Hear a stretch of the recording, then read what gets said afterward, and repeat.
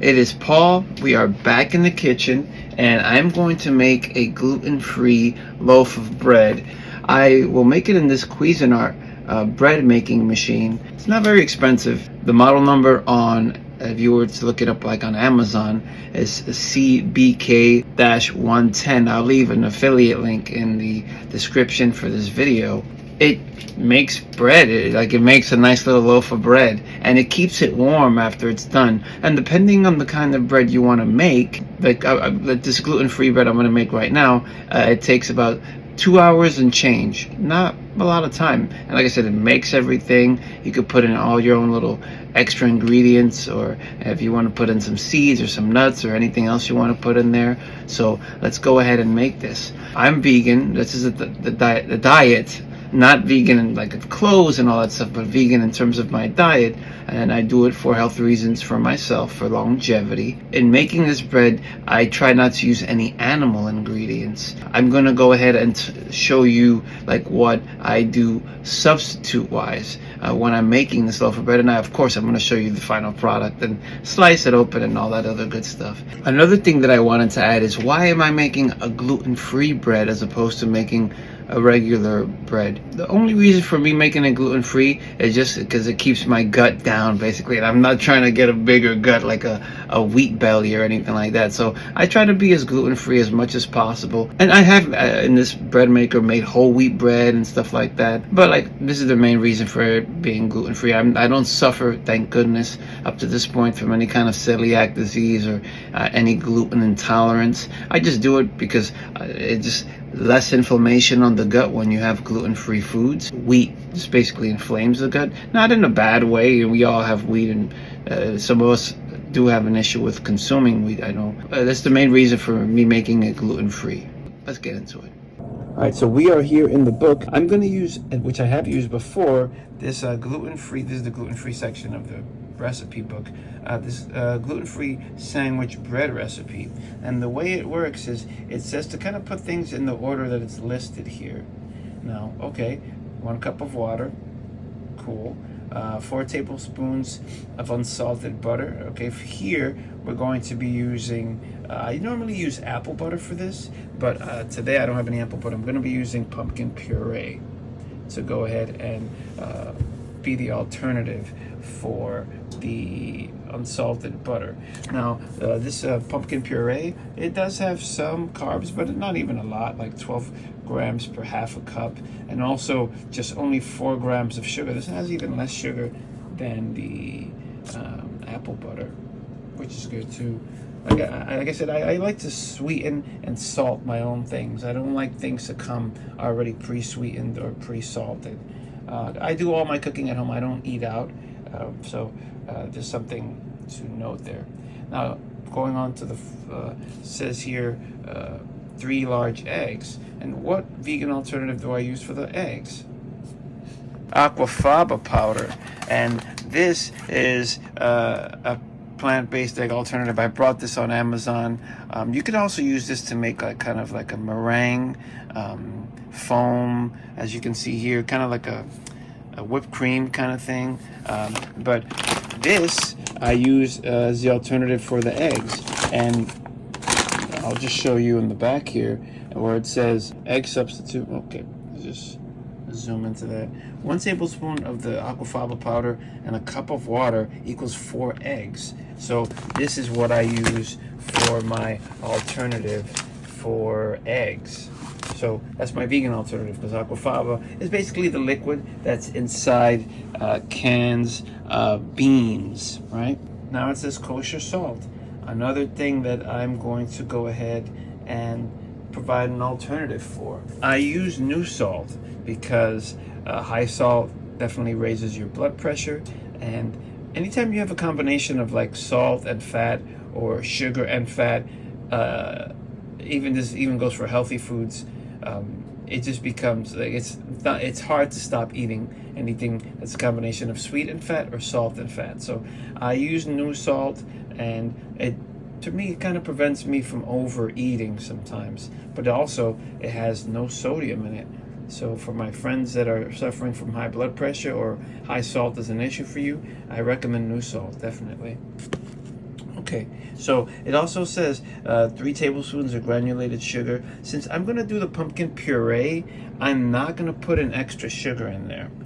This is the same thing I would do, since it kind of has sugar in it already. So this is the same thing I would do if I was using the apple butter instead of the pumpkin puree. I'm not going to add more sugar to it. Now, the gluten-free powder, I have some buckwheat flour I'm going to be using for that. This is like 3.5 cups.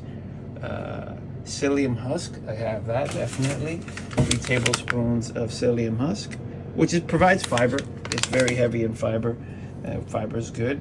Makes you go to the bathroom. That's always good. Not like farty, like, you know, go to the bathroom, but it provides extra fiber, which is good. And then regular yeast, active dry yeast, which I'm gonna put in there as well. Just put it in one packet and that'll be good. Now let's go ahead and start putting these ingredients into the bread maker. And I also wanted to note the nutritional facts for the aquafaba. And as you can see here, there's no fat, there's very little to no sugar, some carbs, definitely some protein, and no salt. Okay, so this here is the thing that's gonna go into the bread maker. So I'm gonna be putting all the ingredients in here. This piece here is kind of the little paddle. It is what is gonna mix all the ingredients. When the bread is baked, this is kind of baked into it. The machine does give you like a signal as to when to take this out, but I don't go and take it out. I just kind of leave it and then I just eat around it.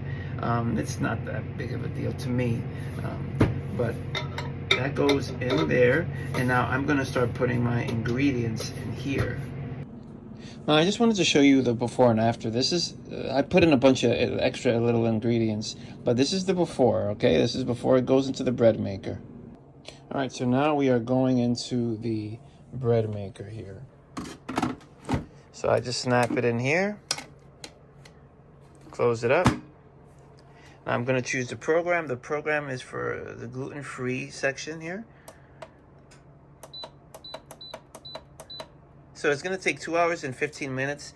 The thing I've noticed with this is with some of the other kind of bread programs, you can pick the color that you want the bread to come out in. Here you can pick the color. Like you want it to be white, you could be a little kind of medium or darker. I like, let's keep it dark. But you can also pick the size. But here for the gluten-free section, it doesn't. It allows you to pick kind of like a small, and this is the medium setting, and a big size in terms of the loaf. But right, we set it to 6 and we will start. Like I said, it's going to take about 2 hours and 15 minutes. I live in a little studio apartment by myself here, so I try to make do with the best I can with the space. I don't leave this here, you know, I put it away on a shelf here, but it'll stay here. It'll be rumbling and stuff like that while it's kneading the dough and, you know, basically baking the bread. So let's go ahead and get to it. Still set on 6 and start. And that's it. We'll leave it there and we'll come back later and see the final product. Okay, so it's finished. This is the bread in here. I'm going to pull it out. It's very hot, so I need to put mitts on. In about 10 minutes, I'm going to let it cool down for like 10 minutes. We'll go ahead and cut into it and then you can see the final result. Just so you can kind of see what it looks like. The smell was fantastic. You know, while it was just baking, basically, the smell in the apartment was lovely. I really enjoyed it. Like I said, this thing is super hot. All right, so we're gonna just set it here and let it sit here for, like I said, about 10 minutes. Then we'll cut it out and then I will slice into it. You can see what, and I can see how it came out. Okay, here it goes. Let's see, it's a whole loaf here. Okay, the paddle, as I said, is in the bottom there, but it doesn't bother me. Like as I'm eating, like it'll, you know, just eventually come out, or just I'll pull it out. This is the bread knife here, this incredibly long knife here.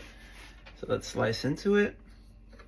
Don't mind my dirty dishes, I just finished having dinner. All right, still steaming.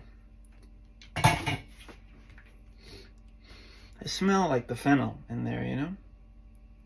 But as you can see, that's what it looks like.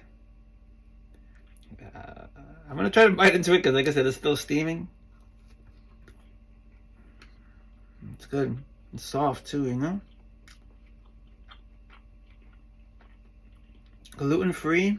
I put in my own salt. It tastes good. I just think of like maybe like a butter spread or something like that on this. But like I said, we're not trying to use real butter. I sometimes use Smart Balance butter. It's like a vegan butter, but it's so oily. And like I said, I try to avoid oils. But it tastes great. And I will definitely finish this by myself. Not tonight at one sitting, but over the next few days. But that's my little video there. The Cuisinart, I think the bread maker CBK110. I'll leave an affiliate link, like I said, in the bottom of this video. Thank you so much for watching.